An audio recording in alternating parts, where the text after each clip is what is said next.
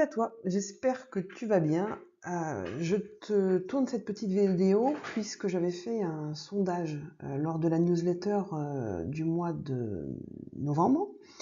Il n'y en a pas eu depuis, mais je pense que tu pourras apprécier toutes les évolutions du cabinet à la découverte de la newsletter de cet été. Donc dans ce sondage, vous aviez été nombreux à me demander de définir un peu le cadre législatif de la profession de naturopathe ou de conseiller en naturopathie et hygiène de vie. Donc j'ai tout simplement repris la diapo de la présentation que j'avais faite lors de la fête des plantes à Vic-Comtal.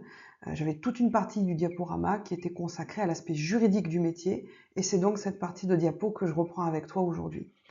Donc, le rôle et les compétences du naturopathe. Le terme juridique exact en France est que le naturopathe est un praticien en médecine non conventionnelle. C'est une médecine qui est la 3e médecine mondiale reconnue par l'OMS. Donc on rentre juridiquement on utilise correctement en tout cas le terme de praticien en médecine non conventionnelle. C'est un cadre juridique que j'ai vérifié par le biais d'un avocat. Donc je sais qu'effectivement l'information que je te transmets est juste. Le rôle du praticien naturopathe ou du conseiller est d'investiguer et de conseiller dans l'hygiène de vie et les pratiques naturopathiques. Donc il y a une posture un peu d'enseignant.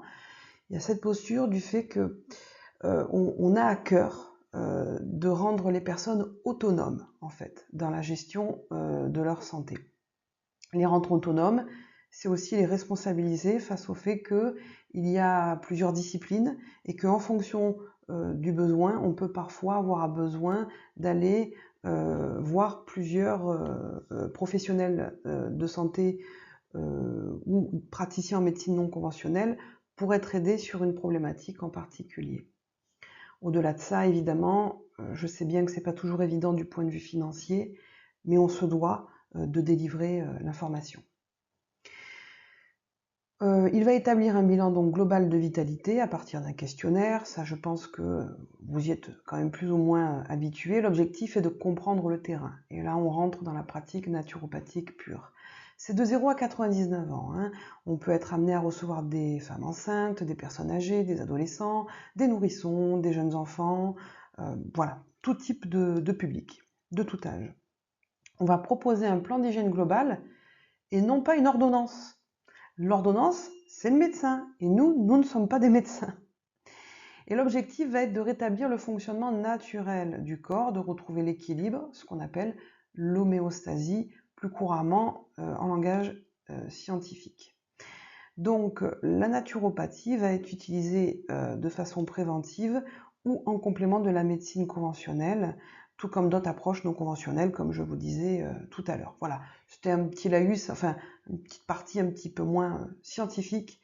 Je pense que c'était important de l'aborder quand même pour comprendre. Donc les limites et les obligations du naturopathe. Le diagnostic est réservé au médecin. Il ne faut donc jamais arrêter un traitement médical en cours. Parfois, vous souhaitez le faire, mais je vous renvoie toujours à votre médecin. C'est lui qui est le seul habilité à modifier son ordonnance. On n'intervient pas en cas de risque vital, de trauma ou de psychose. Je prends toujours cet exemple. Si vous venez de vous casser le bras et que vous avez une fracture ouverte, vous n'allez pas voir votre naturopathe. Surtout s'il distribue des jus de légumes, c'est pas le moment.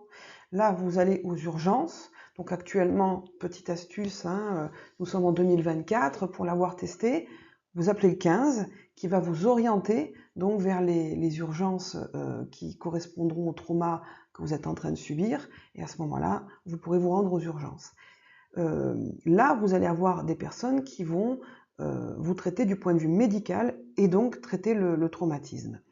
Après ça, vous rentrez chez vous, vous vous reposez et vous prenez rendez-vous avec votre naturopathe pour, dans le cadre de cette fracture, refaire de l'os, faciliter la cicatrisation, parler éventuellement du choc émotionnel ou d'autres choses qui étaient à traiter et que vous n'aviez pas eu le temps de traiter. Mais en tout cas, on ne vient pas voir son naturopathe avec une fracture ouverte. Voilà. C'est un exemple un peu comment dire, exagéré, mais je pense qu'au moins il parle. Au niveau des obligations, on a des obligations de type des mentions légales qui vont être indiquées sur le site internet, sur les conseils, le plan d'hygiène vitale dont je vous parlais tout à l'heure. Sur tout type de support, en fait, où c'est obligatoire. On va avoir donc notre identité, nos tarifs, on va vous délivrer une facture et évidemment, on va vous proposer un médiateur à la consommation, c'est obligatoire. De même qu'une assurance de responsabilité professionnelle. C'est obligatoire. Il se passe quoi que ce soit, nous sommes couverts en tant que professionnels et vous êtes couverts aussi par le médiateur qui va nous permettre de trouver un terrain d'entente si jamais il y a un conflit. Alors avant d'appeler le médiateur, évidemment, vous appelez toujours votre praticien. Et puis également très important, je suis toujours très à cheval là-dessus depuis que je pratique, la politique de RGPD, en fait, sur la gestion des données personnelles, le consentement et la sécurité des données, dont les données médicales. À chaque nouvelles inscriptions, en fait, dès que vous commencez la première séance avec moi, en tout cas, c'est quelque chose que je vous soumets et qui est soumis à votre signature pour que vous puissiez donner votre consentement. On ne fait pas n'importe quoi avec vos informations, avec vos données personnelles. Et en ce qui me concerne, en tout cas, elles sont hébergées en France sur un serveur bien spécifique qui protège donc vos données. Elles ne vont pas se retrouver voilà, n'importe où ou vendues à je ne sais qui. Voilà, un extrait des mentions légales. Bon, je vous laisse les lire. Hein, c'est un petit peu ce que je vous ai déjà expliqué et ce que donc vous retrouverez sur mon site internet. J'espère que cette vidéo aura répondu à votre demande. Voilà. Je vous remercie en tout cas et je te remercie d'avoir participé à ce sondage. Et ben, surtout, s'il y a quelconque suggestion, n'hésite pas à revenir vers moi. À très bientôt. Bye bye.